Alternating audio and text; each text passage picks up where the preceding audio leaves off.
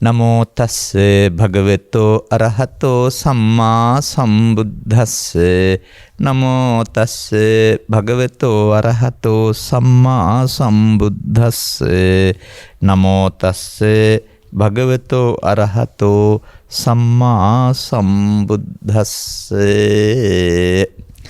ආකාසේ පදං නත්ති සමනෝ නත්ති බාහිරේ සංඛාරා සස්සතෝ නත්ති නත්ති බුද්ධාන මිංජිතං තී. ධර්මානුශාසනාවෙහි සදහැවර අනුග්‍රහක දායකත්වයේ දරන්නා වූ බෞද්ධ ප්‍රමුඛ මෙම මොහොත අපට සවන් දීම සඳහා ඉඩකඩ වෙන් කරගත්තා වූ සදහැවතුනි, අප උපදින්නේ බෞද්ධ මව්පියන්ගේ දරුවන් වශයෙන්. අප ආගමික උපදෙස් ලබන්නේ මව්පියන්ගෙන් සහ ඒ මව්පියන් ඇසුරු කරන විහාරස්ථාන ඇසුරෙන්. මේ දෙකේම ඇසුර මට ලැබුණා. ඒ වගේම පූජනීය මහා සංඝරුවන ප්‍රිය කළා. අපි කරන යම් යම් ක්‍රියාකාරම් නිසා වුණ අපිට බොහෝ ඇලුම් කළා. එහෙත් මේ මාර්ගෝපදේශකත්වය අද අපි ඉන්න තැන නෙමෙයි තියෙන්නේ. වසර 60කට පෙර 50කට පෙර ඉස්සර අතීතයක් මම මේ කියන්නේ. ඒ බුදු සමයෙන් බලාපොරොත්තු වන උත්තරීතර ප්‍රතිඵල පිළිබඳව අවමල් රේණුක තරම් විශ්වාසයක් පූජ්‍ය පක්ෂයට තිබුණ බවක් අපි දැක්කෙත් නැහැ. මව්පියන්ට තිබුණ බවක් අපි දැක්කෙත් නැහැ. ඒක අනාගත බුදු සසුනේ නිවන නම් වූ දෙයක්, එක් වචනයක් විතරයි එතකොට ලැබීම සඳහා අද පින් කරන පාරක්. මේ ධර්මදේශනා සඳහා අනුග්‍රහ දායකත්වය ලැබෙන්නා වූ අයගේ මාතෘකා දෙස බලනකොට මේ සමාජයේ ඒ මතයෙන් කොතරම් ඈත් වෙලාද මිදලා ඉන්නවද කියලා මට කල්පනා වෙනවා. ඒ මතේ හිටියානම් ගෞතම සසුන තුළ ගිහි පැවිදි ස්ත්‍රී පුරුෂ ભેදයෙන්තරව දුකින් මිදෙන ජීවිතයකට උරුමකම් කියන්න ඔබට පුළුවන් කියලා ධර්ම දේශනා කරන දේශකින් වහන්සේලා කොහෙන්ද? මා ඇතුළු. ඒ වගේම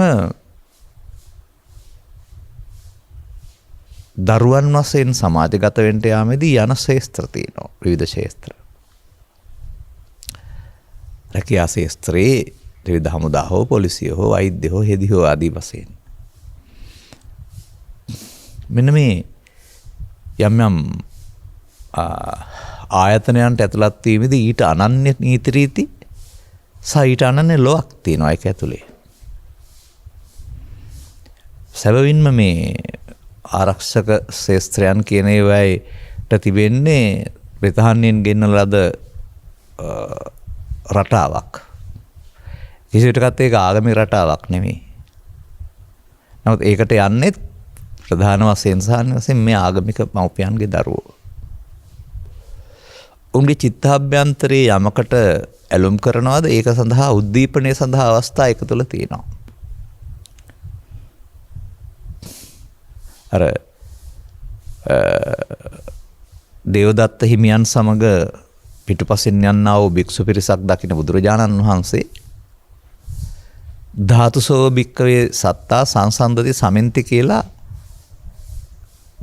සූත්‍රයක් දේශනා කරලා තියෙනවා. හීනාදිමුත්තිකා සද්දින් හීනාදිමුත්තිකේන සංසන්දති සමෙන්ති කියලා. තවත් එක විස්තර ගොඩක් තියෙනවා. අදහස් වශයෙන්ම පුද්ගලයෝ ගැලපෙනවායි කියලා. අන්න එතකොට යම් කිසි ආයතනයකට ගියාම ඒකේ නීතිය තුළම සුරාවට සූදුවට දුරාචාරයටත් ඉඩකඩ තිබෙනවා නම් ඒකේ ගිජුකම හිතේ තිබෙනවා නම් ඒ පැත්තට ඇදිලා යනවා. එතකොට අමාරුවේ වැටිලා ගොඩ එන්න තමයි වෙන්නේ. වෛද්‍ය ශාස්ත්‍රයට යන්නෙත් මව්පියන්ගේ දරුවෝ බෞද්ධ. නමුත් පවතින බුදු සමය තුළ බුදු සමය නිර්වාණය පිළිබඳ විශ්වාසයක් නැති විට, බුදු පූජාවලින් එහාට යමක් නැති බව දකින විට ඔවුන්ටත් ආගමික ජීවිතය අනවශ්‍ය වෙනවා, හොයිපා වෙනවා. නැත්නම් මුදල් පිටුපසම නැත්නම් ලෞකික ජීවිතයටම නැඹුරු වෙන දරුවනොත් නැතුවා නෙවෙයි. සමස්තය නෙවෙයි. ඔවුන් අතරත් අර අදහස් වශයෙන් හීනාදිමුත්තික පැත්තට යන අයත් ඉන්න පුළුවන්. නමුත් ඒකේ තියෙනවා කල්යාණාදිමුත්තිකා සත්තා. සසරින් ගෙනා පුරුද්ද නිසා හෝ ඒ ගුණධර්ම බව අත නොහැර යහපත් පැත්තට යන අයත් මේ හැම ශේස්ත්‍රය තුළම ඉන්න බව අපි සමග පවත්වන්නා උදුරකථන සම්බන්ධතා කරන ධර්ම සාකච්ඡාවල අපි දකිනවා. ඒ අතින් Tamanගේ බෞද්ධ අනන්‍යතාවය මේ ගුණතැනකට ගියත් රැකගත්ත දරුවන් ඉන්න බව අපිට මහත් ආඩම්බරයක්. එපමණක් නෙවෙයි මේ ලැබෙන ආරාධනාවල පූජ්‍ය පක්ෂයේ ඉන්නවා වෙන්නත් පුළුවන් නමින් සඳහන් නොකලට. නමුත් මාතෘකාවේ තිබෙන්නේම නිවනට උපනිශ්‍රය වෙන නිවන් සඳහාම උපනිශ්‍රය වෙන කැමති ධර්ම දේශනාවක් බොහෝ විට. එහෙම නැත්නම් ඊට අදාළ මාතෘකාවක් විග්‍රහ කිරීම. 100% අනාගත බුදුසසුනක නිවන් දකින්නට මතයක් දරපු සමාජයක ඒ මතේ මා බැහැර කලාසේම බැහැර කරන අය සිටීමම කොතරම් සතුටක්ද. මොකද ඒ අනාගත බුදුසසුනක නිවන් සඳහා මං කතනන අය පුද්ගලය වශයෙන් පවෙන් බැහැරවී මැරුණහම උන්ට මේ දුක්වලට හේතු චිතින් බැහැර කරන සාදු සමාජයක් හදන්න ලැබෙන්නේ නැහැ. පුතග්ජන භාවයෙන් එහාට පාරක් එකේ නැති නිසා. එතකොට බුදුන් ලෝ පහළ වීමෙන් ලබන්න ඕන ප්‍රතිඵලය අපි අක්‍රිය කරලා දාලා. බුදුන් ලෝ පහළ වීමෙන් ලබන්න ඕන ප්‍රතිඵලය මිනිසුන් ලබන විට ඒක සමාජයට ලැබෙන ප්‍රතිලාභයක් වෙනවා. මේ අපේ තථාගතයන් වහන්සේ ලෝ පහළ වීමෙන් කෙලකලා වූ ධම්ම සරණ අමතක කර දැමීමම මේ රටේ මෙතරම් ප්‍රශ්න බහුල වීමට, මෙතරම් ඉවසිලි නැති මිනිස පහළ වීමට, මෙතරම් අවුල් ඇති වීමට, මෙතරම් දුක් ඇති වීමට හේතු වෙලා තිබෙනවා. ඉතින් මේ නැව මෙහෙම ගිහින් ගිලෙන්න අරිනවද? ගිලෙන්න ඉස්සෙල්ලා නැවේ සිදුරු අහලා ආරක්ෂා කර ගන්නවද කියන එක මැරිලා නිවන් දකින්න අයගේ වගකීම නෙවෙයි. අනාගත බුදුන් හමුවෙන් යන අයගේ වගකීමක් තෙමෙයි. ලබාගත් ජීවිතය තුළ ලෞකික අභිවෘද්ධිය වගේම ලෝකෝත්තර අභිවෘද්ධියක් තිබෙනවයි කියලා හිතන. එහෙම දකින. එහෙම අනුගමනය කරන්න කැමති බෝසත් දූපුතුන්ගේ වගකීම. පසුගිය දවසක ධර්මදේශනාවක් කරමින් මම බහුසුත කියන සූත්‍රයක් තුළ කරුණු කීපයක් පැහැදිලි කළා. මේ කරුණු පැහැදිලි කරගෙන යනකොට මට හිතුණ දෙයක් තමයි මේක ඊට අදාළ සූත්‍රයේ පැයකින් ඉවර කළාට ඒක තියෙන කරුණු වෙන වෙනම ගන්න පුළුවන් කියලා. එක තෙරණමක් නැත්නම් හිමිනමක් තමයි බුදුරජාණන් වහන්සේගෙන් ස්වාමීනි බහුසුත කියලා කියනවා කොපමණකින් බහුසුත වෙනවද කියලා අහන්නේ. තථාගතයන් වහන්සේ පිළිතුර සූත්‍ර ගෙයි ආදී නවාංග සතු ශාසනයක් මම දේශනා කරලා තියෙනවා. යම් කෙනෙක් සතරපද ගාතාවක් අරගෙන එහි අර්ථය සහ ධර්මය දැනගන්නවද? එපමණකින්ම බහුසුත වෙනවයි කියලා තමයි උන්වහන්සේ වදාරන්නේ. සූත්‍ර දේශනා 18ම දැනගන්න 18000ම දැනගන්න ඕන හෝ ත්‍රිපිටකයේ තේරුම පාඩම් වෙන්න ඕන කියලා නෑ. ඒකං අත්ත පදං සෙය්‍යෝ යං සුත්තා උපසම්පදී. අර්ථයක් ඇති එක පදයක් අහලා ඔබ සංසිඳෙනවද? ඒව වටිනවයි කියලා තිබෙන්නේ.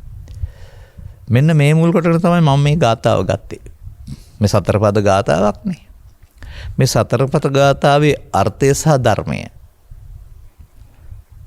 දැනගන්න පුළුවන් නම් මටත් ඔබටත් තථාගතයන් වහන්සේ පදාළ පරිදි බහුසුත වෙන්න පුළුවන්. ලෝකයා බහුසුත බව භාවිත කරන්නේ විවිධ ශිල්පී දැනුම ඇති බොහෝ ඇසූ පිරුත්තන් කෙනෙක් පොත්පත් බොහෝ කියවූ කියන අර්ථය. ලෞකික අර්ථයට එහෙම පැත්තක් තිබෙනවා. යම් පැති පිළිබඳ ගවේෂණ කළ අය යම් අලුත් දේවල් හොයා ගන්නවා. ඔවුන්ට පේටන්ට් බලපත්‍ර පවා හිමි වෙනවා. එහෙම පැත්තකුත් තියෙනවා අනිවාර්යෙන්ම. නමුත් මේ ආගමික ජීවිතය තුළ බහුසුත බව කියන්නේ බාහිරයට නැඹුරු වුණා වූ ගවේෂණය නෙවෙයි. අධ්‍යාත්මික ගවේෂණය. මේ තථාගතවරු අදාලා වූ දහම් මඟ පිළිබඳව එහි කරුණු පිළිබඳව පුළුල් අවබෝධය. මතක තබා ගන්න.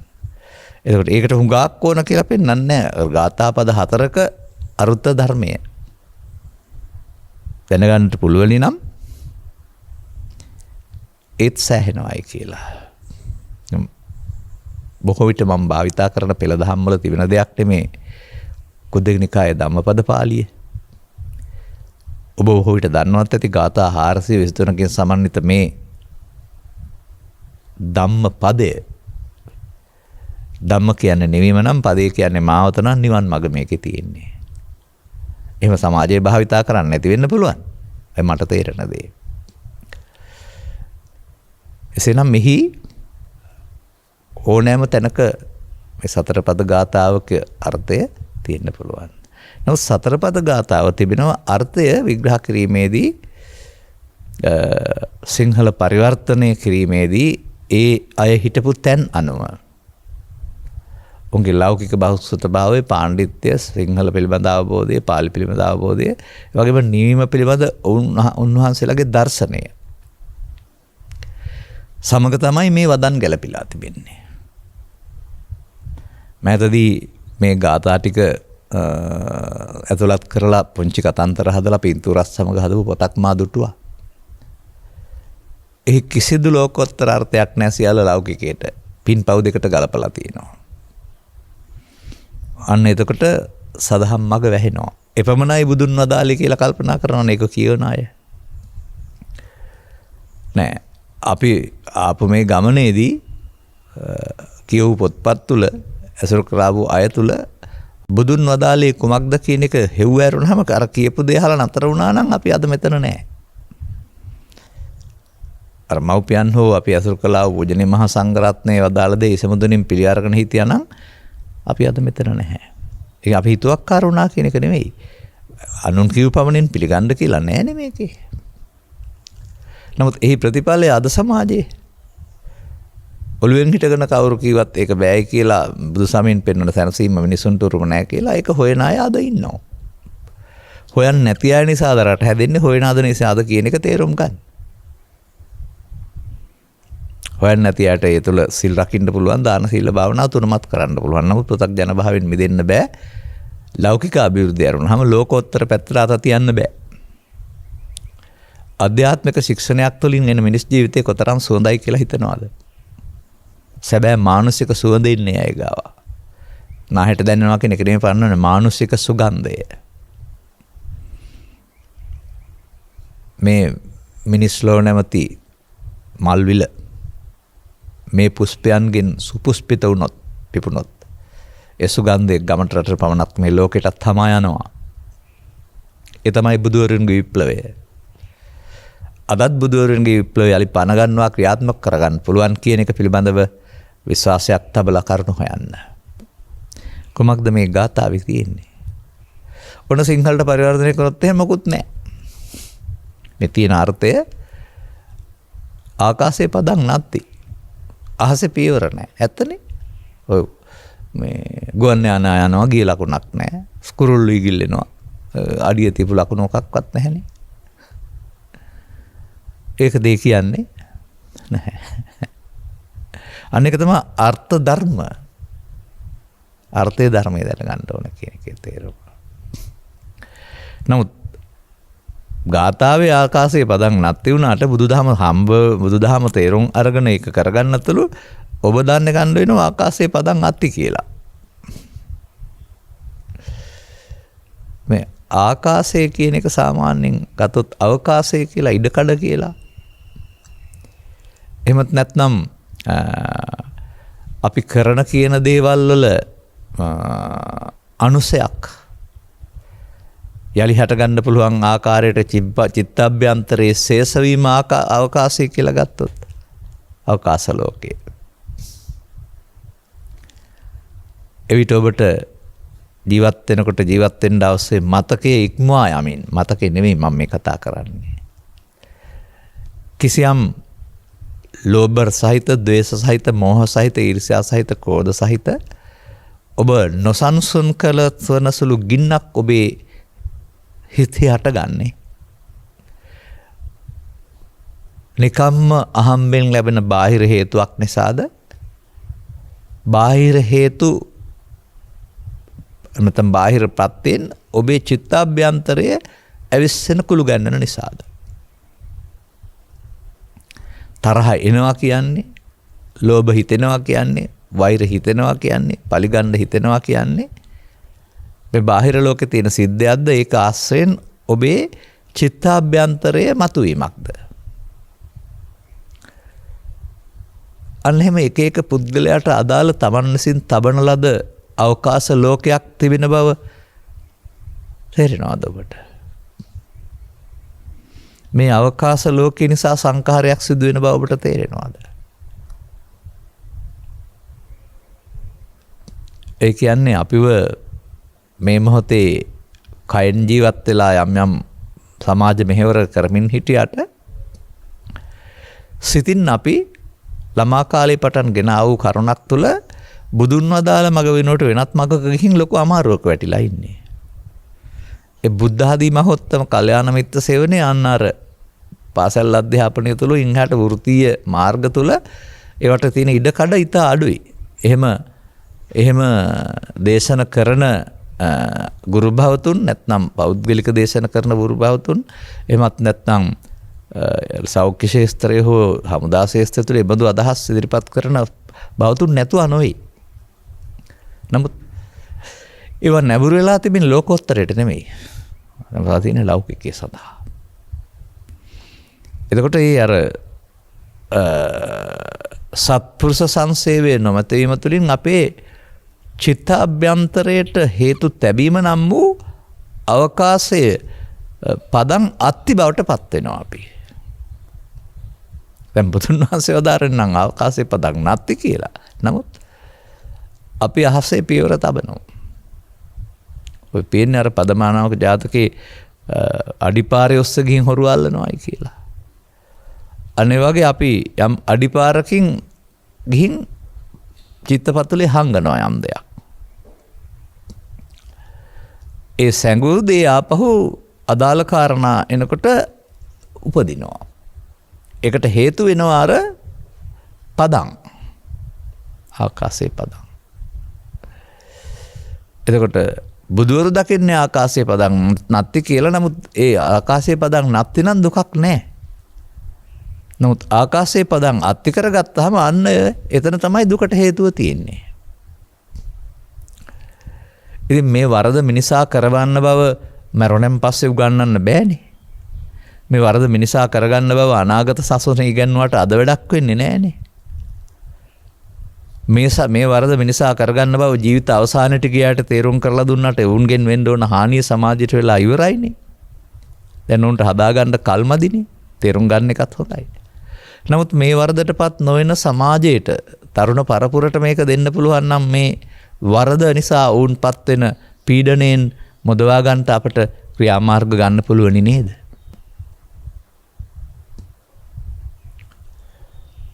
එතකොට මේ මොකද්ද මේ කතා කරන්නේ?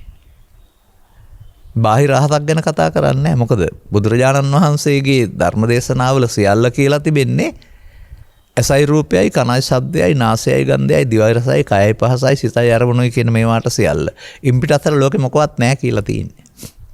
ඒ කියන්නේ ලෝකෙ මොනවද තිබුණත් දැනගන්න ඊට එන්නේ කේටි කියන්නේ. අන්න එවිට අපිට මේ සිදුවීම ඒකකයක් තුල දකින්න පුළුවන්. මතක තබා ගන්න. ජීවිතයේ පුරාම සිදුවෙන සිදුවීම එක මොහොතක ඒකකයක් තුලින් අර එකක් තුලින් සියල්ල දැකීම කියලා කියන්නේ. මම කියන්නේ සාම්පල් කියලා. නිෂ්පාදන ලක්ෂයක් තියෙනවා. හරි එක සමානයි. සියලු ඇසුරුම් සමානයි.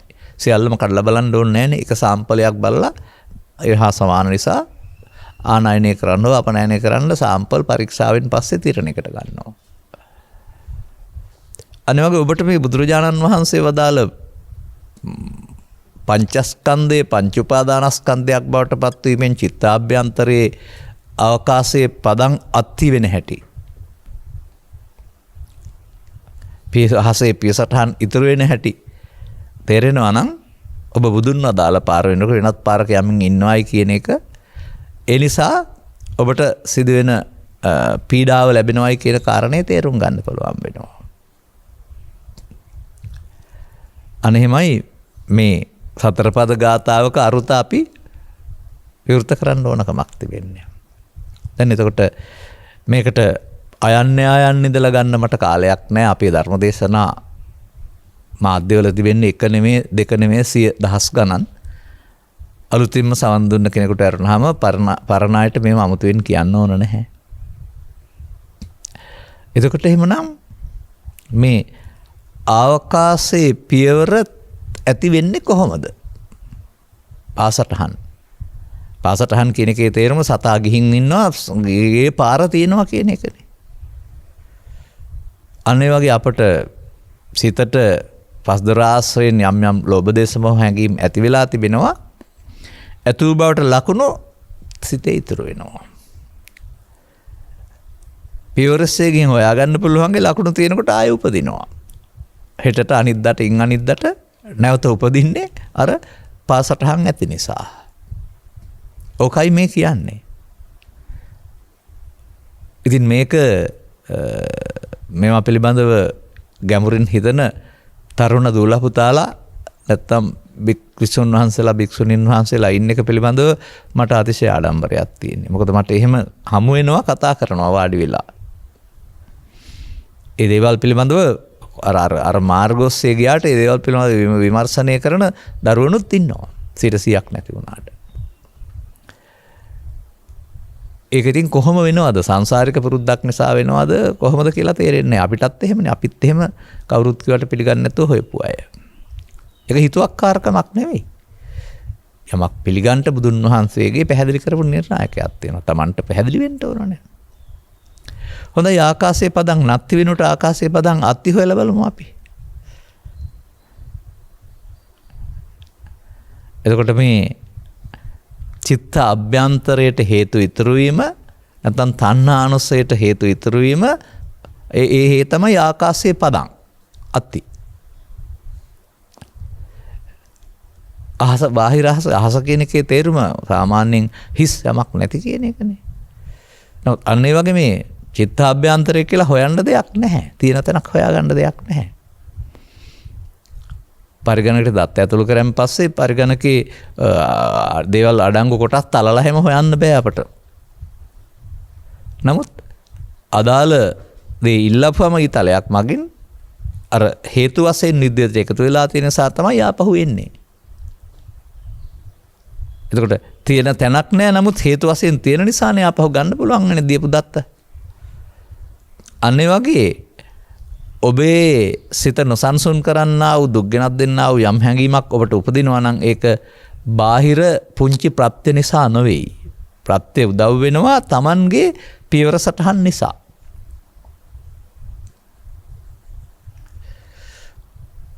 මෙන්න මේක ඔබ ළඟ සිදුවෙන එක තේරුම් ගැනීම බුදු සමයේ අභිධර්මයේ තේරුම් ගැනීමයි. අර අභිධර්ම පිටකේ පොත් ටික ඔක්කොම පාඩම් කරන එක නෙමෙයි මම මේ පෙන්නන්නේ. ඒවා ලියුනේ තුන්වෙනි සංගායනම් පස්සේනේ. පළවෙනි දෙවෙනි ධර්ම දේශනා දෙකම තුලම බුදුහාමුදුරුවෝ අභිධර්මයක් දේශනා කරලා තියෙන නිසානේ කොණ්ණඤ්ඤ තවසා සෝවාන් වෙන නිසා පස්වග තවසන් රහත් උනේ. මම කතා කරන්නේ අන්න ඒක. අර අහසේ පියසටහන් සියල්ල ඉවර කරන්න පුළුවන් මාර්ගය අනත්ත ලක්ෂණ සූත්‍රය තුල පවතිනවානේ. ඒ අභිධර්මය අපි මේ කතා කරන්නේ. ලෙහෙසි කළ අභිධර්මය. සියල්ල එකක් තුල දකින්න. කාම රූප අරූප භවත්‍රය පව්පින් ධාන අසකනනාස දිවකය වල සිදුවෙනා වූ සියල්ල රූප වේදනා සංඥා සංකාර විඥාන නම් වූ ස්කන්ධ පංචකයක් තුල සිදුවෙනා වූ පමාදවාදී පෙළදහම සහ අපමාදවාදී පෙළදහම තුලින් දකින්න පුළුවන් අය වෙන්න ඕන. පමාදවාදී පෙළදහම අර ආසේ පිය සටහන් තබන අයගේ නිෂ්පාදනයක්. අපමාදවාදී පෙළදහම බුදුරොන් හෙලි කළ මාර්ගයයි. අත්ත මඤ්ඤාය ධම්ම මඤ්ඤායනේ. අර්ථය දැනගන්න වෙනවා. ඒක ධර්මයක් දැනගන්න. ධර්මය කියන්නේ මේ සූත්‍ර දේශනා හෝ ගාථා දැන ගැනීම නෙමෙයි. ඒකේ ධර්මය. මේකේ පෙන්වන ධර්මය. දැන් ගන්නකෝ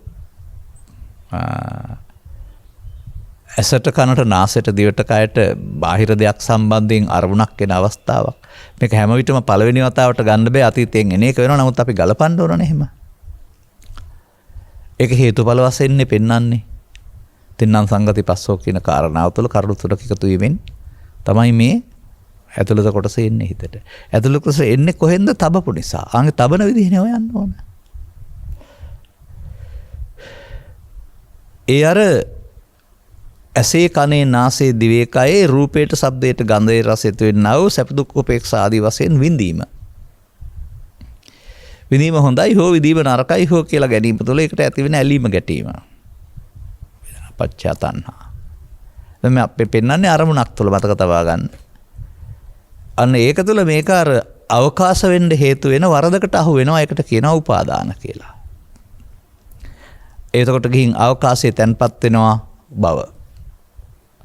දැන් තින්නම් සංගති පස්සෝ පස්සපච්චා වේදනා වේදනා පච්චා තණ්හා තණ්හා පච්චා උපාදාන උපාදාන පච්චා භව ආකාශයේ පදං අත්ති පෘථග්ජනයාට එම් භව පච්චා ජාති ආපහු ජාති කියන්නේ මව කුසින් හට ගන්නවා කියන එකක් නෙමෙයි හිතට ආපහු හට ගන්නවා ජාති කියන්නේ නැවත හට ගන්නවා කියන එකනේ නැවත ඉපදීම එතකොට ජාති තියෙන්නේ අවකාශයේ පදං නැති නිසාද අත්ති නිසාද අත්ති නිසා. අන්න බුදුරජාණන් වහන්සේ ඔබ කරන වරද කියලා දෙනවා ප්‍රමාද විහාරීත්වය කියලා. නමුත් අවබෝධයට පත් වූ උත්තමින් වහන්සේලා ගාව අතීතයෙන් කියලා එන්නට ලෝභ මූලයක්, දේශ මූලයක්, මෝහ මූලයක් නැත්නම් ඒවා ඉවර කරලා, කෙලෙස් නැසලා, කර්මක්ෂය කරලා, චිත්තාභ්‍යන්තරය ශූන්‍ය කරලා මට සහ මට අයිති දේවල් වලින් ශූන්‍ය කරලා. දැන් ඔවුන් ජීවත් වෙන්නේ ඇසේද, කනේද, නාසයේද නැත්නම් ඉති මනෝද, ඉති චිත්තද, ඉති විඥානං වලද? ඊට එහා ගියේ ඒවැ අරමුණක් දෘෂ්ටිවාදී වශයෙන් නොගන්නා ඊට එහා ගිය මනසට එහා ගිය වචනයක් යොදන්න බෑ. නොමනස කියලා සමහර පත්වල යොදනවා. නමුත් අසංකතයක් තුළද? එහෙමනේ අසංකතය දෙකට පෙන්වන්නේ. සංකතයන්ගෙන් හට නොගන්නා වූ තත්ත්වයක් තුළද? ඒ බුදුන් වහන්සේගේ සොයා ගැනීමයි ඒ හොයා ගැනීම ඔබේ උරුමයයි. දැන් මෙහෙම ආකාශයේ පදං අත්ති දැන් අත්ති කරගන්නේ කොහොමද කරලා අපි හොයා බලමු. ඉස්සරහට මේ කාලයට අනුව මේ ගාථාව විග්‍රහ කරන්න ගියාපුවම ඊට වඩා විග්‍රහ කරන්න වෙලාවක් වෙන එකක් නැහැ. ඊළඟ කදෙත් ගන්න. සමනෝ නත්ති බාහිරේ. මේ සිංහලට දෙනවා බුද්ධ ශාසනයෙන් පිට ශ්‍රමණයක් නැත කියලා. ශ්‍රමණයෙක් නැත කියලා. එහෙනම් බුද්ධ ශාසනය කියලා කියන්නේ මේ ගොඩනැගිලි ටික නැත්තම් පූජනීය ස්ථාන මේව ඇතුළේ ඉන්න හාමුදුරුවන්ගෙන් පිට වෙන ශ්‍රමණයෙක් නැහැ කියලා දෙයි කියන්නේ එතකොට. එහෙම තමයි අපි හිතන්නේ. වෙනත් ආගම් වල නැත්තම් ලෝකෙ වෙන කොහෙකවත් පන්සල කැරුණාම ඉන්න බෑ කියලාද ඔය කියන්නේ. අනේ එහෙමයි අර පෙවයි අත්ත මඤ්ඤාය ධම මඤ්ඤාය නොඟබුරු වෙන්නේ. මේ ශ්‍රමණ කියන එක බුදු සමයේ සඳහන් කරලා තියෙන්නේ කොහොමද කියලා මම තවත් සූත්‍රයකින් ඉස්සරහට කියන්නම්. ඒක මෙතනදී වචනේ විතරක් කියන්නම්. ඉදේව භික්කවේ සමනා ඉද ဒ ුතිය සමනා ඉද තතිය සමනා ඉද චතුත්ථෝ සමනා ශුඤ්ඤා පරප්පවාදා සමනෙහි අඤ්ඤාති ඒව මේතම් භික්කවේ සම්මා සිහිනාදං නදත. මෙහිමයි මෙහි කියන්නේ පන්සල තුළ නෙමෙයි බුදුන් වහන්සේගේ ඉගැන්වීම තුළ පළවෙනි දෙවෙනි තුන්වෙනි ශ්‍රමණයෝ ඉන්නවා. මෙසේ සියහනාද නදන්න ඒ සංඝනාද කරන්න වෙනත් පරප්‍රවාදවල අනිකුත් ප්‍රවාද ඉගැන්වීම් වල මේ ශ්‍රමණ නැහැ. එතකොට කෑම්බීම් වලින් ඇඳුම් පැළඳුම් වලින් චර්යා රටා වලින් අපට ශික්ෂාපද පාඩම් කරලා ශික්ෂණයටපත් වෙන්න පුළුවන්. එතකොට අපි කරන්නේ රඟපෑමක්. අර චිත්ත අභ්‍යන්තරයේ නික්ලේශ වූ උත්තමින් වහන්සේලාගේ පවතින ස්වාභාවික ස්වභාවය අපි බලෙන් ආරෝපණය කරගන්න හදනවා. පුද්ගලයෙක් ජීවත් වෙනවා ඒක ස්වාභාවික දෙයක්. නළුවෙක් රඟපානවා. එතකොට එයා ඒක අරන් බලෙන් කරන දෙයක් නේ.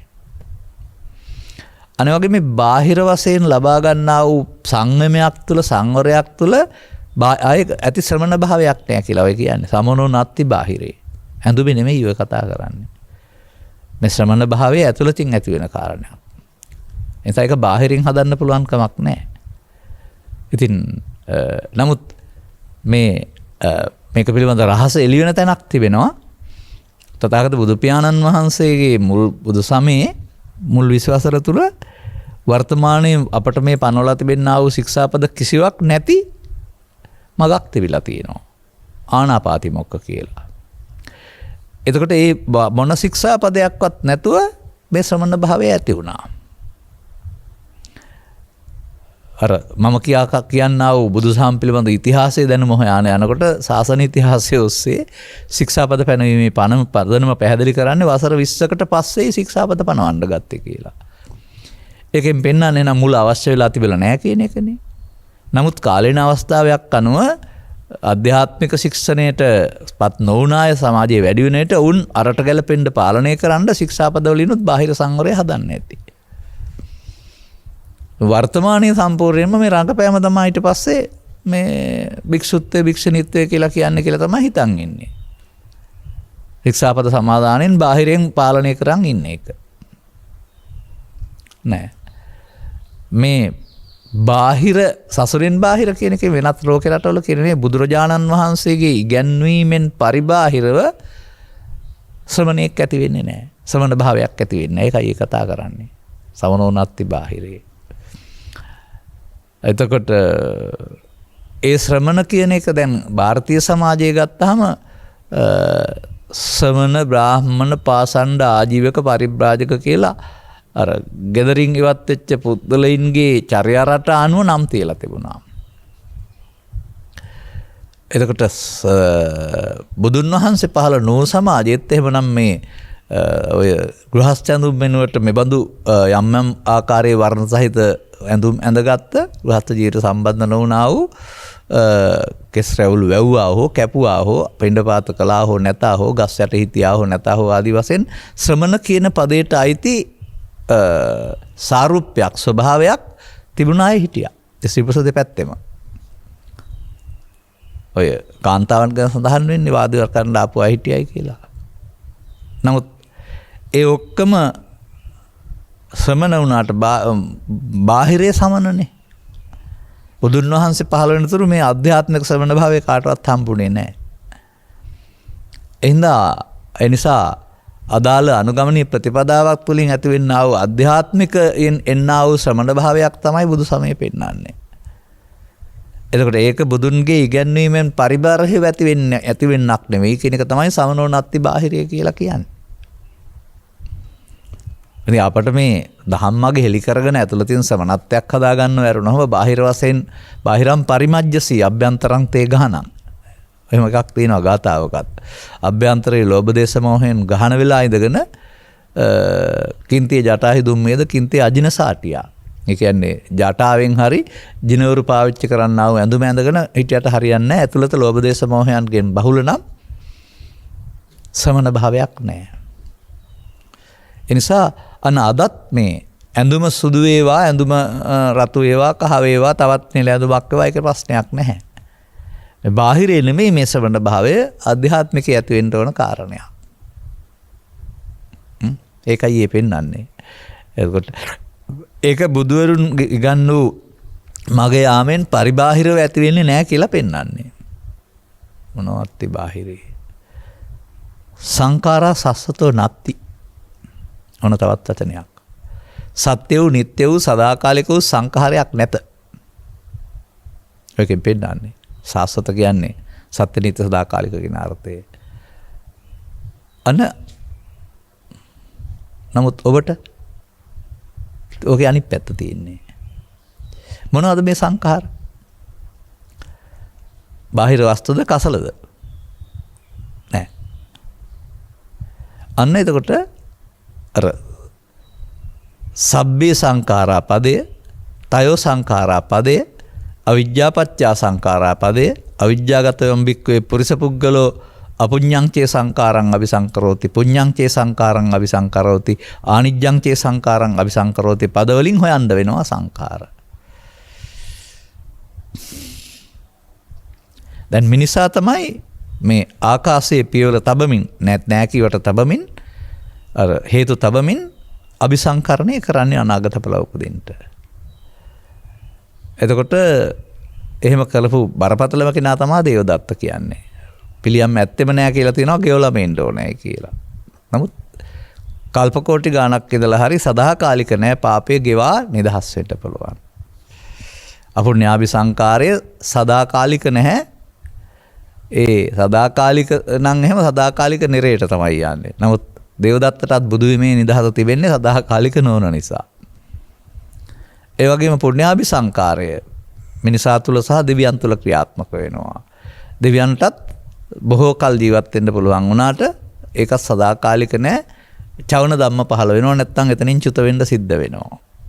ඉවර වුණාම ඒ ශක්තිය ඉවර වුණාම.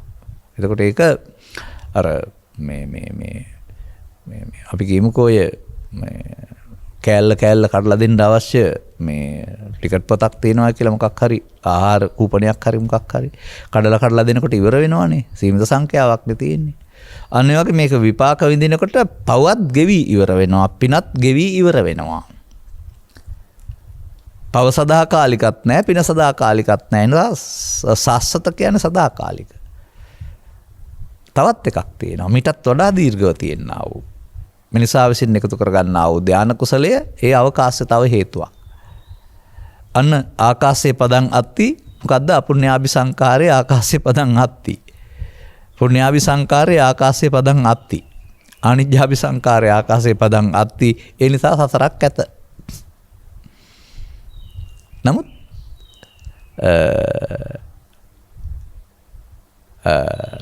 අග්ගඤ්ඤ සූත්‍රයේ එහෙම සඳහන් කරනු ලබන්නේ ලෝකේ මේ මනුස්ස වාසයෙන් ශූන්‍ය වෙලා ගියා ආපහු මේකට පරිණාමයෙන් සත්වය ඇති වෙනවා කියලා නෙමෙයි පෙන්වන්නේ. රූපී අරූපී බමතල වගින්න අයගේ ආයසචිත වෙලා මෙහාට ආපුවම මම තමයි මේ ලෝකේ පළවෙනියා මම තමයි මැව්වේ කියලා හිතනවායි කියලා. මේ මුලක් අගක් නැහැ කියන්නේ ඒකයි. එතකොට සුද්ධ වසන මේ රූපාවචර අරූපාවචර බඹතල වලට යන්නේ මිනිසුන් ආනිජ්ජාභි සංඛාරයෙන් ඒ පියවර සටහන අනුව. පිය සටහන් අනුව තමයි යන්නේ. පාපී සටහන් අනුව අපායට, පුණ්‍ය සටහන් අනුව කාමසුගතියට, ධාන සටහන් අනුව බඹලොවට. පා සටහන් අනුව. නමුත් දෙවියොත් හිතන් ඉන්නවා ඒක සදාකාලිකයි කියලා බුදුන් වහන්සේ ඉස්සරහ දෙවියෝ ප්‍රකාශ කළා තිනවා අපි මේ සක්කායෙන් මිදිලා ඉන්නේ කියලා හිතන් හිටියයි කියලා.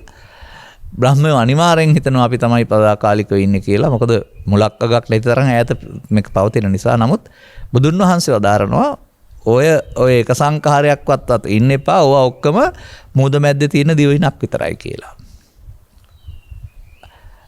සාගරයේ මැද්ද තියෙන පුංචි දිවයිනක් කියලා කියන්නේ මොකද්ද කියලා බලන්න. හතර පැත්තෙන් රළ ගහනකොට හේදිලා පොන්දට යන එකක්. ඒක හැමදාම ඉන්න හිතුවට හරියන්නේ නැහැ නේ. රළ වැඩි වෙන තරමට ඉක්මනින් මොකද වෙන්නේ? ඒක මුහුදුපත් වෙනවා. එතන ඉන්න තැනක් නැතුව යනවා. ඒ වගේ අපායෙ ගිහින් ඉන්න තැනකුත් නැහැ. දිවි ලෝකෙ ගිහින් ඉන්න තැනකුත් නැහැ. බඹ ලෝකෙකින් ඉන්න තැනකුත් සදාකාලික තැනක් නැහැ. සංඛාරා සස්සතෝ නත්ති. නමුත් අපි බුදු වැසට යමුනා වූ මේ දේවල් තේරුම් ගත්තේ නැතුව මොකද කරන්නේ? සංඛාරා සස්සතෝ අත්ති. අපට. ඒ නිසා අපි පින් විපාක තියෙනවා, පව විපාක තියෙනවා, ධාන විපාක තියෙනවා. ඒක සදාකාලික ඉන්න පුළුවන් කියලා දිව්‍ය ලෝකේ යන්න, බ්‍රහ්ම ලෝකේ යන්න පතන ප්‍රාර්ථනා කරන අය නැත්තේ නැහැ. දැන් බලන්න. දැන් මේ වෙන්න ඕන තැන වෙනුවට මේ වෙන්න ඕන තැන මේකේ පවතින්නේ. නමුත් අපි ළඟ තියෙන්නේ මේකේ අනිත් පැත්ත. දැන් ආකාශයේ පදං අත්ති ආකාශයේ පදං නත්ති කරගන්නේ කොහොමද? සමනෝ නත්ති බාහිරේ කියන එක සමනෝ අත්ති බාහිරේ ඇතුළේ සමනෝ අත්ති බාහිරේ නෙමෙයි සමනෝ අත්ති අභ්‍යන්තරේ. බාහිරෙන් සමනයක් නෑ අපි ඇතුළේ තින්නේ සමන භාවයෙන් ඕන. ඇති කරගන්නේ කොහොමද? සාස්වත සංඛාරයන් ශූන්‍ය කරගන්නේ කොහොමද? ඒ තමයි අපට බුදුන් වහන්සේ දෙලා තියෙන අභියෝගය. අත්ත මඤ්ඤාය ධම්ම මඤ්ඤාය. ධර්මයේ දැනගන්න වෙනවා. ඔව් සංසාර සාරෝග විනීත නිසං සතර සැඩපහර නවතා. අර අපුඤ්ඤාභි සංකාරයේ පුඤ්ඤාභි සංකාරයේ ආනිජ්ජාභි සංකාරයේ කියන සතර සැඩපහරේ ඕග තුනක් නේද? එතකොට බුදුන් වහන්සේ පහළ වෙන්න පෙර හිටු අය ඕග ගාමී නේද? ඕග තරණ නෑ නේද? අන්න බුදුන් වහන්සේලාගේ අනුශාසනාවකින්තර ඕග ගාමී වෙන්න ඇරුණාම ඕග තරණය කරන්න බෑ. මන්දයත් ඒ අනුගමනීය ප්‍රතිපදාව හැම විටම උඩින් මාරු වුණාට පියවර ඇතුළතින් මාරු වෙන්නේ නැහැ.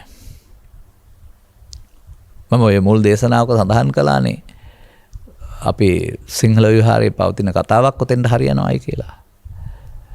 කැලේ මාරු කරනවා. හැබැයි කොටිපුල්ලි මාරු වෙන්නේ නැහැ. කොටියෙක් ඉන්නවා. උන් ඉන්නේ දුෂ්කර කැලේක. ඔහුට ඒකේ සුව පහසුව නැති නිසා අනික් කැලේකට එනවා. දැන් කැලේ නම් මාරු වුණා. නමුත් කොටියාගේ පුල්ලි තවත් තියෙනවානේ. ඒකේ බලපුවම තවත් එච්චරම් සුව පහසු නැහැ. වතුර එහෙම සමහරට අඩු දැන් නැත්නම් නිය කාලයක් යනවා. තව ඊට වඩා හොඳ තැනකට යනවා. තවත් කොටි පුල්ලි තියෙනවා. ඔය වගේ ඔබ කාම දුගතිය එක කැලෑවක් මේකේ දුක වැඩි කියලා මේක අතහැරලා කාම සුගතියට එනවා. අපුණ්‍යාභි සංකාරය අතහැරලා පුණ්‍යාභි සංකාරය. නමුත්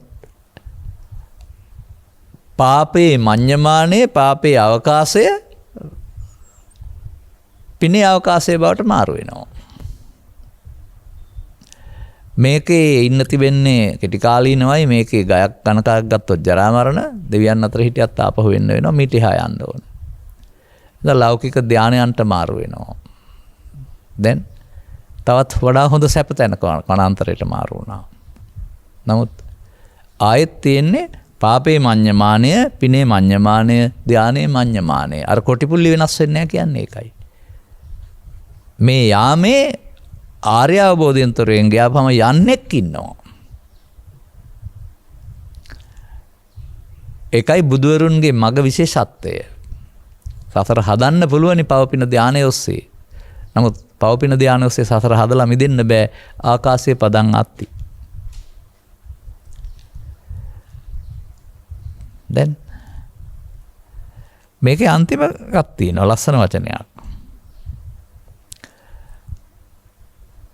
බුද්ධානමින් ජිතන්ති කියන්නේ බුදුරජාණන් වහන්සේට විතරක් කියලා ගන්න එපා. අවබෝධයපත් වූ අයට බුදුන්ට පසේ බුදුන්ට රහතුන්ට ඔය පෙන්වන්නේ. නත්ති බුද්ධාන. බුදුරජාණන් වහන්සේට කම්පාවක් නැහැ කොහොම අනිත් අයට කම්පාවක් තියෙනවද පෙන්වන්නේ. ඉංජිත න ඉංජිත රසන වචනයක් ගන්න. එතකොට බාහිර ලෝක සාධක හමුවේ බාහිර ලෝක සිදුවීම් හමුවේදී බුදුවරුන්ට දුකක් නැහැ. නමුත් ඔබට මොකක්ද සාද? දුකක් තියෙනවා. ඒ කුමක් ඉංජිත නම් දුක තියෙන කුමක් නිසාද? ලෝකෙ තිබෙන නිසාද? ඔබ ළඟ සහ බුදුවරුන් අතර දැක්මේ වෙනසක් පරතරයක් තියෙන නිසාද? අන්න දැන් ගවේෂණය කරන්න වෙනවා. දුක ලෝකයේද තිබෙන්නේ? දුක අටලෝ දහමේද තිබෙන්නේ? දුකට හේතුව අටලෝ දහමේ තියෙනවා කියලා ලෝකේ තියෙනවා කියලා මේ ත්‍රිපිටකේ කොතන හරි දේශනා කරලා තියෙනවද?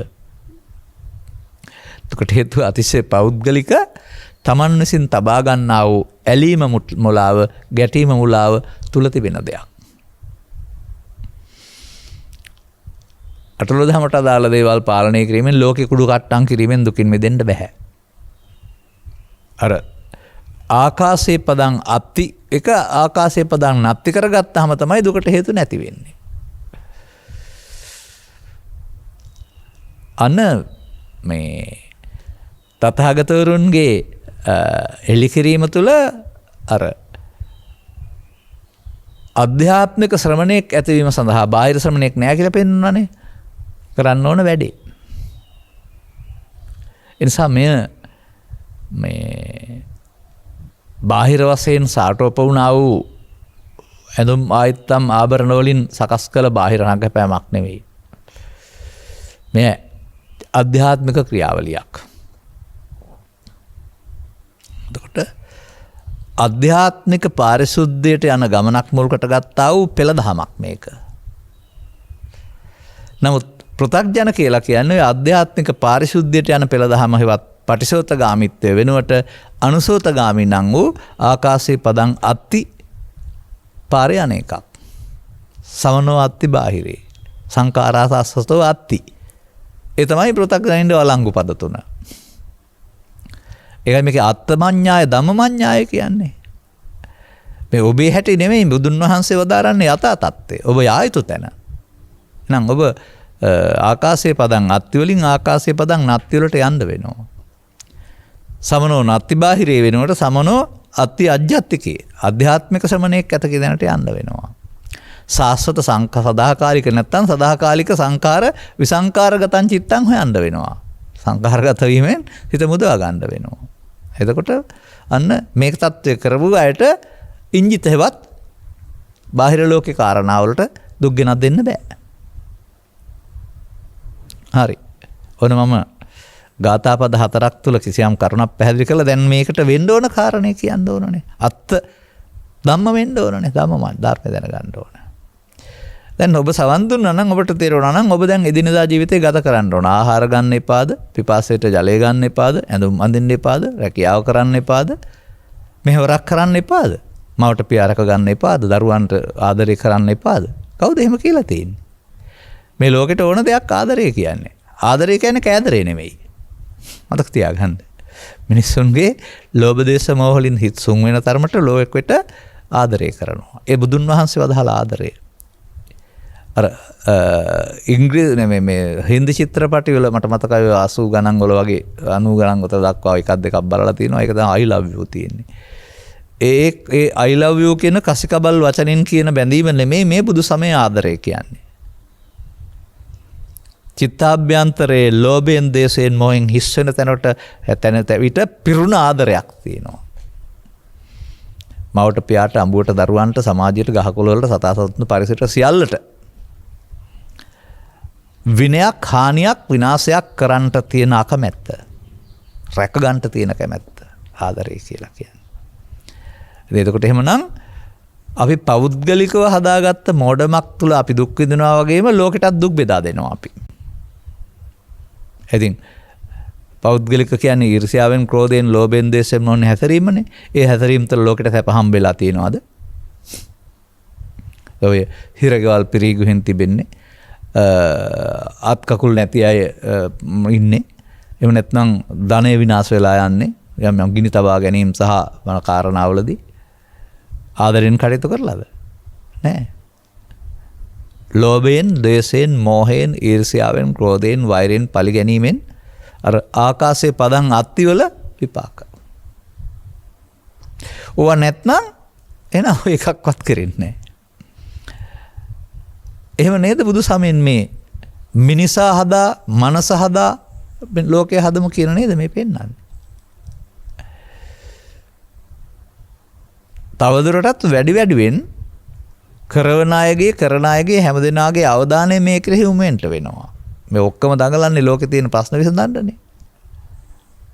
පවතින නීති සියල්ල උදව් කරගෙන මේ දුක සංසිඳවන්න හදන්නේ. නමුත් ඒක ආර්ථික න්‍යාය, සමාජ න්‍යාය අනුව සංසිඳවන්න බලන යනවා ලෞකික මට්ටමින් බුදුරු වැනි උත්තරීතර විද්‍යාඥයෙක් ඉදිරිපත් කළා වූ ලෝකෝත්තර න්‍යාය ගැන අවධානය යොමු වෙන්නේ නැහැ. මොකද ඔවුන් බහුතරයකුත් ඉන්නේ පෘථග්ජන භාවය තුළ. බුදුන් කියන්නේ පුද්ගලයෙක්, වදින්න පුදන්න ඕන පුද්ගලයෙක්. ඒක ප්‍රදර්ශන භාණ්ඩයක්. ඊට පස්සේ සමන් බෞද්ධ බව පෙන්වන්නට මල්වට්ටියක් අරන් යන එක, එහෙම නැත්නම් ඉඳගෙන වාඩි වෙලා ඇද්දක පියාගෙන ඉන්න එක, මොනවා හරි ටිකක් පෙන්වන එක බෞද්ධකම කියලා තමයි කල්පනා කරන්නේ. මෙන්න මේ චිත්තාභ්‍යන්තරයට තබන හේතු තැබීම, නවතා තිබුණ දේවල් අයින් කර ගැනීම නේද ආකාශයේ පදන් නැති බවට පත් කරන්න ඕන මාර්ගය. අවකාශයේ පියවර නැති වෙන්න වෙනවා. ඒ කියන්නේ තණ්හා අනුසයට තැබීම වෙනුවට තණ්හා අනුසය හිස් වෙන්න ඕන ආකාශයේ පදන් නැති. එතකොට එතන සමනයකුත් ඉන්නවා. බාහිරින් ආධ්‍යාත්මික සමනයකුත් ඇති වෙනවා. ඒ ආධ්‍යාත්මික ශ්‍රමණ මාර්ගයේ සෝවාන්, සකෘදාගාමී, අනාගාමී, අරිහත් වල විතරයි තියෙන්නේ. බලාපොරොත්තු වෙන්නකෝ තව ළඟදී දිනක මේ පිළිබඳ විස්තරයක් එකකින් හෝ දෙකකින් ඉදිරිපත් කරන්න. අන්න අපිට දැන් ලොකු පොත් ගොඩක් දැනගන්න ඕන නෑ. ශාසන ඉතිහාසයයි, බෞද්ධ සංස්කෘතියයි, බෞද්ධ ශිෂ්ටාචාරයයි, බුද්ධ චරිතයයි, බුද්ධ ධර්මයයි ඔක්කොම දැනගන්න ඕනෙත් නෑ. ආකාශයේ පදං අත්ති, ආකාශයේ පදං නත්ති කරන්නේ කොහොමද? අන්න එතකොට සමනෝවත්ති බාහිරෙත් ඉන්න අධ්‍යාත්මිකයේ සමන භාවයක් ඇති වෙනවා. එතකොට සංඛාර සාස්වත වූ සංඛාර සාස්ත වෙන්නේ විසංඛාර වෙනවා. සිත සංඛාරගත වීමෙන් මිදෙනවා. දැන් ඊට පස්සේ ඉංජිත කියන ඒවා නැති බව තේරෙයි. කම්පාව ඉංජිත කියන්නේ. කම්පාවක් දුකක් මේ ඇතුළ හදපුවාම නැහැ. ඔය ආධ්‍යාත්මික ශික්ෂණයේ ස්වභාවය. දැන් මොකක් කළ යුතුද? බුදුබණ හමු වෙන්නට පෙර ඇසට කනට හමු වෙන කාරණා ඔස්සේ ඇලෙමින් ගැටෙමින් මුලා වෙමින් ඉදිරියට තබපු සසර හදපු පියවරට ආයිබෝන් කියන්න වෙනවා. ඒකට පමාද විහරණය. අපමාදව අමත පදං. අන්න කරන්න ඕන කාරණාව පැහැදිලි කරන්නේ එන අපට අවසානයේ. මේ අහසේ තබන පියවරසේ චිත්තාභ්‍යන්තරයට අවසාක්ෂ කරන්නා වූ හේතු නොතැබීම කෙරෙන්නේ කෙසේද? තැබූ හේතු ගලවා ඉවත් කරන්නේ කෙසේද? මෙන්න සම්මායාව ආයාම යටතේ උපන්න කුසල් දුරු කිරීමත් නූපන්න කුසල් නූපදීමත් කියන කාරණාව එකවර සිදු වෙනවා. ඒ සිදුවන්නේ නම් නූපන් කුසල් ඉපදීමත් උපන් කුසල් වැඩි දියුමත් කියන කාරණාවත් එතනම සිදු වෙනවා. මේකට පියවර 4ක් නැහැ. අන්න බුදුවරු විශේෂයෙන් හෙළි කළ මේ කරුණ මේ කෙලෙස් නසනවා කියලා කතා කරන්නා වූ එහෙම නැත්නම් මේ අධ්‍යාත්මික ශ්‍රමණ භාවයට පත්වීම සඳහා ඉවත් කළ යුතු ධර්මතා ටික කොහොමද කරන්න තියෙන්නේ? මගහැර සිටීමෙන් කරන්න බෑ. සංගවාගෙන තිබීමෙන් කරන්නට බෑ. ඇතිතුරු එනවා. නැති දවසට එන්නේ නැහැ. ඇතිතුරු එන එකට කියනවා uppannam කාම විතක්කං, uppannam ව්‍යාපාද විතක්කං, uppannam විහිංසා විතක්කං කියලා. කොයි මොහොතේද කියන්න බෑ වර්තමානයේ. ඒ වගේම මොන ඉන්ද්‍රියෙන්ද කියන්න බෑ ඇසෙන් කලින් නාසයෙන් දිවෙන් කයෙන්. කුමන විතර්කයේද කියන්න බෑ කාම විය හැකි, ව්‍යාපාද විතේ විහිංසා විතර්ක. ඒ මොහොතට ඒ එන එකට එකතු වෙන සසර පුරුද්ද, එකතු වෙන නරක පුරුද්ද සංසාරේ පුරුදු කරගත්ත අතිශය බලවත්. ඒ ඉඳලා ඇති වුණා වූ දැවෙන තැවෙන ස්වභාවය කොපමණද කියන්න බෑ. අන්න දැන් බුදුවරු අනුමත කළ මාර්ගයේ මෙතෙන්ද සතිය භාවිතා කිරීම තුළින් මේ වර්තමානය හරහා අනාගතය හදන වටදුක්කේ නවත්තන්න ඕන. වෘත්තය රවුමක් කරකින ආකාරයෙන් මෙහෙන් තබනවා, අතීතෙන් අර වර්තමානයේ විඳිනවා, ආයෙත් තබනවා. වර්තමාන මොහොතක ක්‍රියාවලිය. මේකේ තියෙනවා කඩන්න තැනක්. දැන් අපි සාමාන්‍යයෙන් යකඩ රවුමක් අරන් වෙල්ඩින් කරලා රවුමක් හැදුවොත් වෘත්තයක් ඒක රවුමක් වශයෙන් පේනකොට සම්බන්ධ කරපු තැනක් තියෙනවා. අනේ වගේ මේකේ හේතුප්‍රත්‍ය වශයෙන් ගත්කට මේක දාමයක් වශයෙන් නැරුණාම මේක කඩන්න බැරි තැනක් නෙමෙයි. අනේ බුදුරජාණන් වහන්සේගේ සොයා ගැනීම තමයි මේ අපි මේ කරන පාරට උන්වහන්සේ නමක් තියෙනවා. එන එක සමග එකතු වෙලා වර්තමානයේ ඉඳලා අනාගතයට පවත්වනවා. ඒක අපේ ළඟ ක්‍රියාත්මක වෙන්නා වූ අපහාන සංඥා කියන පදයෙන් තමයි උගන්වන්නේ. ප්‍රහාණය නොකරන. අතීතයෙන් එනවා වර්තමානයට එකතු වෙලා අනාගතයක් හදලා සසරේ රවුමේම ඇවිදිනවා. ඒ නිසා පෘථග්ජන කියන පුද්ගලයාට සසර කඩන්න තේරෙන්නේ නැහැ. හදන්න තමයි තේරෙන්නේ. ධර්මයේ තේරුම් ගත්ත පුද්ගලයා මේ සසර හදන මාර්ගය යන්න කැමති නැහැ. ඒක අනුසෝතගාමී පාර. එයා කැමති පටිසෝතගාමී වෙන්න. නැත්නම් සසර කඩන්න වර්තමාන මොහොතේ යොදා ගන්න වෙනවා. ඒකට බුදුරජාණන් වහන්සේ දීලා තියෙන හැම විටම වර්තමාන මොහොත පමණයි. කවදාවත් අතීතයේ දෙයක් හදන්නත් බෑ, අනාගතයේ දේවල් එන්නෙත් නැහැ. වර්තමාන මොහොත භාවිතා නොකරන්නා කවදාවත් ඒක හදන්නේ නැහැ. වර්තමාන මොහොත පරණ වැඩේ නොකරන්නට මෙතෙන්ට දියුණු කරන්නා වූ සිහියක් තුළ මේ වැඩේ කරන්න පුළුවන්. එතකොට අතීතයේ ඇවිදින් ඉවර වෙනවා. වර්තමානයට එකතු නොවීමෙන් වර්තමානයේ සහ අනාගත ඵල සිදු නොවි අවසන් වෙනවා. ඒ අතීතයෙන් ඇවිදින් ඉවර වෙන එකට උපන්න කුසල් දුරු වීම කියලා කියනවා. වර්තමානයේ හරහා අනාගත සැකසෙන්නේ නැති එකට නූපන්න කුසල් නීපදීම කියලා කියනවා. දෙකම එකවර. දැන් අර පෙළ පෙන්නවා වගේ මේකත් දහම් පෙළ පෙන්වන්න පුළුවන්. එතකොට පෙන්නපුවාම ධම්ම මඤ්ඤාය ධර්මය දැනගත්තාම අනුගමනය කරන්න පුළුවන්. එතකොට චිත්තාභ්‍යන්තරයේ තියෙන තැනක් නැති වුණාට ඒකට අවිද්‍යාව කියලා කියනවා. නමුත් ඒක හිස්සුනොත් ආයෙ එන්නේ නැහැ. එනකල් දැනගන්න ඕන තියෙනවායි කියලා. අර uppannam කියන පදේ යටතේ උපදින්නේ Taman ළඟ තියෙන නිසා කියලා තේරුම් ගන්න වෙනවා. නැති දවසට අන්න ආකාශයේ පදං නැති බව තේරුම් ගන්න පුළුවන් වෙයි. එතකොට මේ සඳහා තථාගතයන් වහන්සේ නිර්දේශ කරවදාලේ අරමුණ තුල, ඇස තුල, කන තුල, නාසය තුල, සිවිරියව්ව තුල මේ කටයුතු කරද්දී සියලුම ඉරියව්ව නෙමෙයි. අදාළ ඉරියව්වේදී හදාගත්ත ත්‍රිවිධ විතර්කයන් උපදින මොහොතේදී ත්‍රිවිධ විතර්කයට එන්නේ අර අතීතයෙන් තබපු එක ඒක එනවට තමයි පස්ස කියන්නේ. අතීතය දකින්නට අතීතයට එකතු වෙනවට පස්සපච්චා වේදනා කියන්නේ. නමුත් සතිමත් වෙලා අපිට මේක අතීතයෙන් ආපු දෙයක් වශයෙන් සිහිනයක් වශයෙන් දකින්න පුළුවන් නම් හිස් දෙයක් වශයෙන් දකින්න පුළුවන් නම් ඒක සිද්ධියක් නෙමෙයි කියලා අපිට ඉවසීම පුරුදු කරන්න පුළුවන් මේකට එකතු නොවෙන්න. ඉවසීම කියන්නේ තරහ ඉවසීම විතරක් නෙවෙයි ත්‍රිවිධ විතර්කම දරා ගැනීම. කාන්ති පරමන්ත පෝතිතික්කා. දැන් එනං සසර හදන එක නතර වෙන්නේ කොහොමද? පස්ස නිරෝධයෙන් වේදනාව ඇති වෙන්නේ නැහැ. වේදනා නිරෝධයෙන් තණ්හාවක් ඇති වෙන්නේ නැහැ. තණ්හා නිරෝධයෙන් උපාදානයක් වෙන්නේ නැහැ. උපාදාන නැත්තම් භව නැහැ. දැන් අහසේ පියවර සටහන් තැබුවද නැති වුණාද? එහෙම වෙනවා නම් භව නිරෝධෝ නිබ්බානං කියලා කියනවා. අන්න ඒකට කියනවා පටිසෝතගාමී කියලා. ඒ නිසා ස්වභාවයෙන්ම අපි ළඟ තිබෙනා වූ අනුසෝතගාමී පාර අපි පෙළදහම ඔස්සේ තේරුම් ගන්න වෙනවා. තේරුම් ගත්තේ නැත්නම් ඒකේ යන්න පුළුවන් සසර හැමදාම.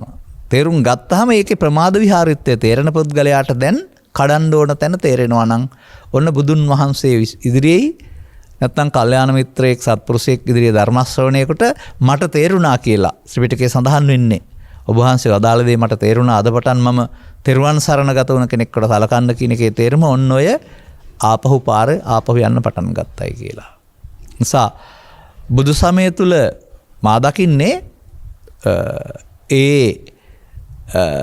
බුදුන් වහන්සේ අගය කළ විශ්වාස කළා වූ භික්ෂු භික්ෂුණී උපාසක උපාසිකා පිරිස ඕන කෙනෙක් තුල මේ අත්තමඤ්ඤාය ධම්මමඤ්ඤාය අර්ථය දැන ගැනීම ධර්මයේ දැන ගැනීම තුල මොකද්ද වෙන්න ඕන? පටිසෝතගාමීන් හදන එක. අන්න එතකොට අර චිත්තාභ්‍යන්තරයේ තියෙන හේතු හිස් වෙනකොට ආකාශයේ පදං නැති හරියනවා. එතකොට බාහිරේ නෙවෙයි එතකොට අර සංසුන් ස්වභාවයේ ශ්‍රමණ භාවයේ පවතින්නේ මාර්ගඵල ලාභිත සමනෝ අත්ති අභ්‍යන්තරේ. බාහිරේ නැති තමයි. එතකොට අන්න සංස්කාර එකක්වත් මගේකට මමකට ගන්න සංකාර සස්සතෝ නැති. දැන් විට බුදුන්ට වගේම ආර්ය පුද්ගලයන් පසේ බුදුහෝ රහත් ඕන කෙනෙකුට ලෝකේ ජීවත් වෙන්න ගියාපුවාම ඉංජිත නැති බව, දුකක් නැති බව, දුක නැති වූ තැන හිමේලා තිබෙන බව ඔබටත් අනුගාමී ප්‍රතිපදාවක් තුළ තේරුම් ගන්නට ලැබේවි. එසේ තේරුම් ගැනීමට අදාළ ප්‍රඥාව වැඩි දියුණු කර ගැනීම සඳහා මෙම ධර්ම කරුණු පැහැදිලි කිරීම උපනිශ්‍රේ වේවායි කියන ප්‍රාර්ථනාව කරමින් මම ධර්මානුශාසනාව මෙසේ අවසන් කරනු ලබනවා. ධර්මානුශාසනාවේ සදහවර දායකත්වය මෙම උතුම් වූ ධර්මදේශනය සඳහා ප්‍රඥා නාලිකාව තුළින් ප්‍රචාරය කිරීමට දායකත්වය දරන්නේ විශේෂඥ වෛද්‍ය හරිනී ජාගොඩම නිවේ විසිනි.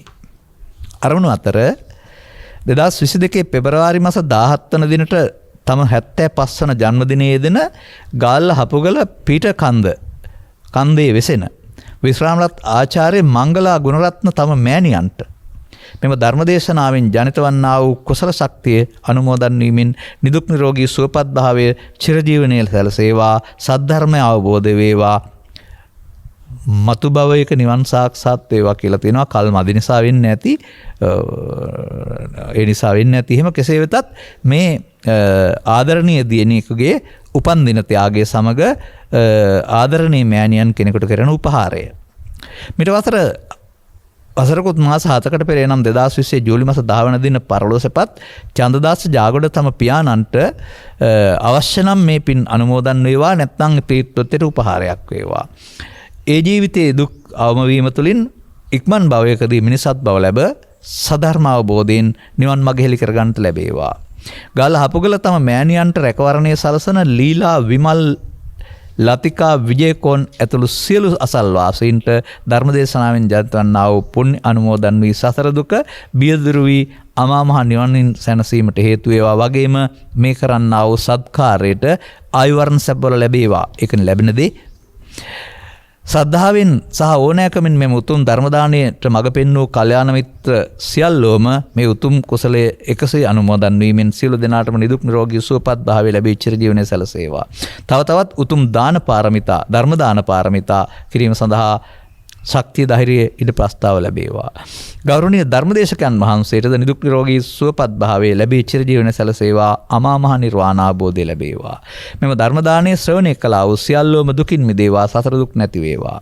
මියගිය ඥාති මිත්‍රාදීන් සියලු දෙනාට මේ ධර්ම දානමය කුසලයේ අනුමෝදන් වේවා. ඉක්මන් භවයකදී නිවන් මඟ අවබෝධ වේවා. සමහර වදන්වල ගැළපීම් ඌනාර්ථ තිබුණත් සියල්ල පවසා තිබෙන බැවින් අලුතෙන් කියන්න යන්න කල්පනා කරන්නේ නැහැ. සියලු පැතුම් සපිරේවා.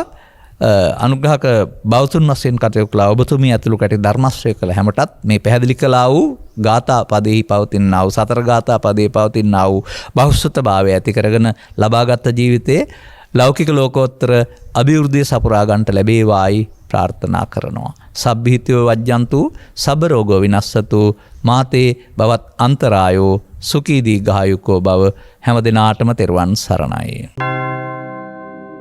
මෝහක්ඛයෝ නිබ්බානං